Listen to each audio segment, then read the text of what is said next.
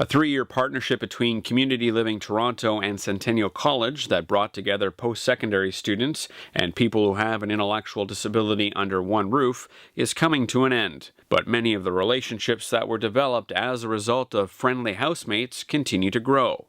The community agency and the college recently hosted 3 information sessions in downtown Toronto. Today we're going to be presenting our initial findings and just kind of going over what the project is, what we've learned, giving some snapshots of the families because we were able to capture over the course of the research some really great moments that happened between the students and the housemates, and also perspectives of families and what have you who are all very, very pleased with how the project had gone for them.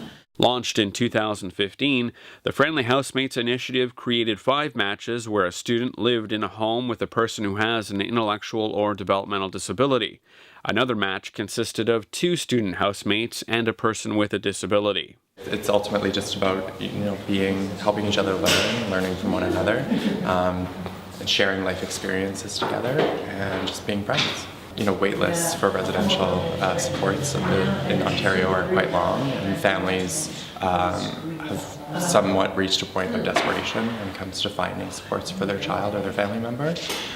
So there is a huge gap, and as well, individuals want different types of support nowadays. They might not necessarily want the traditional type of support that they're used to receiving. They want more options and more choice, and they want to live more independently in the community. Students were paired with families involved in the Lights program who had an extra room available. Lights is a partnership between community leaders and Community Living Toronto, which aims to address the lack of housing options for people who have an intellectual disability living in the city. It is also important to note that the students involved in the project did not take the place of support workers. Friendly Housemates participants would often go about their days and then come together in the evenings. While people who have an intellectual disability, their families, and the students all benefited from the new relationships and greater community participation, the students were also able to decrease their living expenses, receive a bursary following the completion of the study, take part in summer employment through Community Living Toronto, and learn about the lived experiences of people who have an intellectual disability. We matched 6 families to date.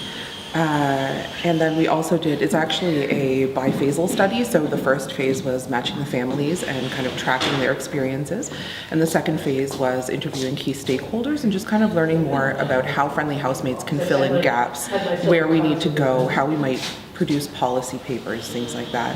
Relationships ranged from 3 weeks to 2 years, with many housemates remaining in touch. One student continues to live with their housemate even though the project is wrapping up. Although there were a couple of failed matches, the root cause was never a result of the relationship between the student and housemate. We also learned that in situations where it doesn't quite work out, it's a lot more free for people to kind of go their separate ways and determine what it is that they would like to do. So a lot of the time, if you're in a group living situation, if you don't like the people that you're living with, you have really no option for where to go. But with Friendly Housemates, there is a lot more freedom in that capacity.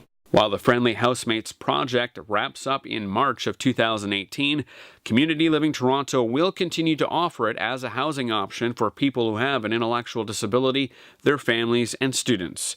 The organization will also be creating reports and policy papers that demonstrate semi-independent living is a viable housing option.